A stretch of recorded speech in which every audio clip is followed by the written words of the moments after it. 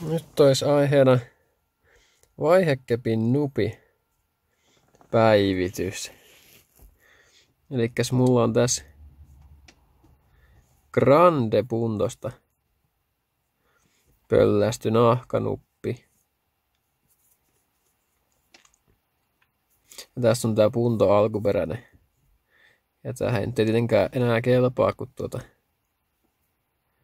tässä on nyt 6 vaihetta, niin pitää tämä nyt vaihtaa. Eli tämä on ihan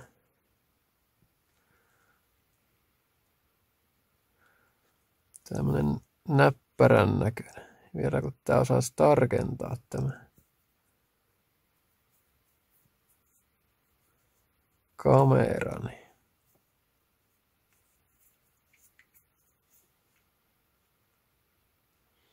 Tää on lähestulkoon sama kuin tämä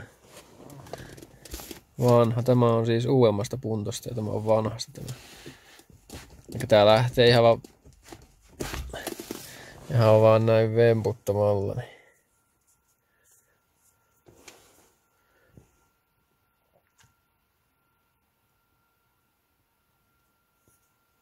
Tää on hyvinkin samanmuotoinen. Hyvinkin samanmuotoinen tää nuppi.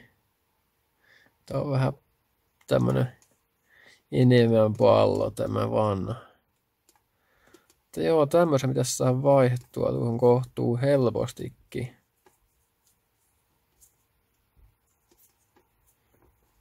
Katsotaanpas nyt sisäpuolia.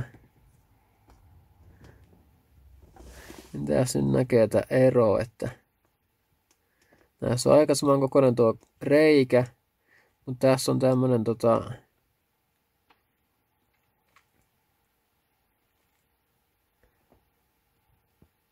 tommonen leveä, tai tommonen niinku yksi leveämpi kohta tässä alkuperäisessä nupissa. Ja tämä on toinen kokonaan tämmönen saman kokoinen. Elikkä mun pitää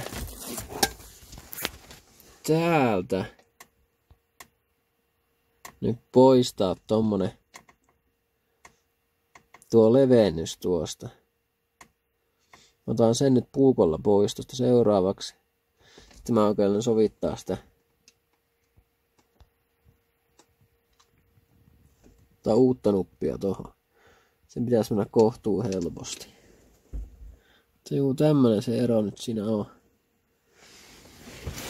Otan nyt näitä vielä tarkemmin.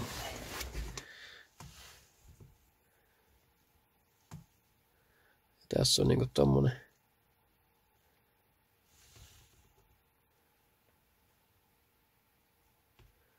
louvi ja tässä on tämmönen.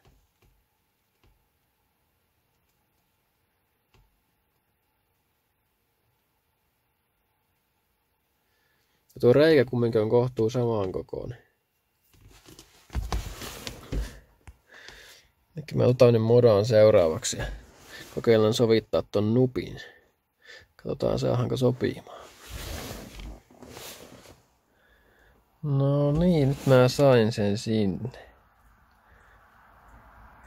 Tässä on vanha ja tossa on uusi. Pienen jäljen mä sain tehtyä tuonne jo, kun mä pikkasen koputin, niin heti tuli pieni jälki tuohon, kun tää on lasia tässä.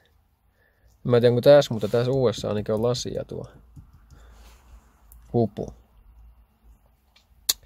Mutta joo, sen näköinen se nyt on. Ja se istui sinne ihan nätisti. Tämä reikä tässä oli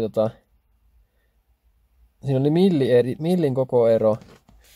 Niin totta kai tämä nyt tietenkin tällä pikkasen nyt ahistaa. Ei tää kyllä nyt toimii, mutta ihan pikkusen ahistaa. Ja voi olla, että tästä kyllä välistyy sitten.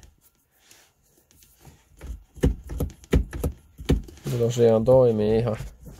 Saa pakinkin päälle ja ei mitään. Toimii hyvinkin. Ja tosiaan tämä vaan jää tuosta nyt jumiin sitten. Voi olla, että sitä välistyy. Mutta no niin, nyt on sitten tämäkin vaihdettu. Ja tää oli monta kertaa painavampi tämä uusi kuin tämä vanha. Tämä on muovia vai toinen oli metallia sisältä. Tää oli ihan huomattavastikin raskaampi. Varmaan tarkoituksella. Mutta joo, semmonen video tällä kertaa. Tästä piti porata ne hampaat pois, mitkä siellä näkyy tossa siinä alussa, niin ne piti porata pois, että tämän sai sopimaan. Mutta muuten se kyllä meni. Mä otin ne 9,5 millin poranterällä. Jättää tonne meni ihan mukavasti jo, ettei siinä mitään. Tämä on vähän timmiköä tämä, mutta muuten on kyllä hyvä. Ja tää tosiaan oli tämä Grande Puntosta, eli tää on niistä vähän uudemmista.